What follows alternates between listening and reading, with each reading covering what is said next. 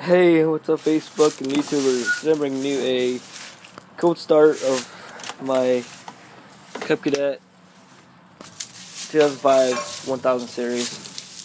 Cold start, it's 28 degrees. I don't know if the battery's going to be alive or not, but just to let everybody know, it's cold. Oh my god, it's like ice cold. I think it's like around 28 degrees. See, I'm touching it, I'm holding it, so that way you know it's cold.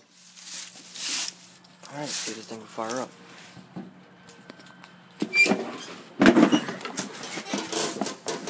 Of course, I'm using my iPod, so I don't have anything else to.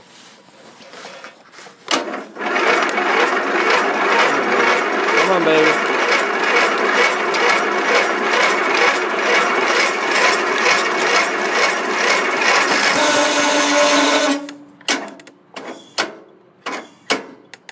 Come on, baby.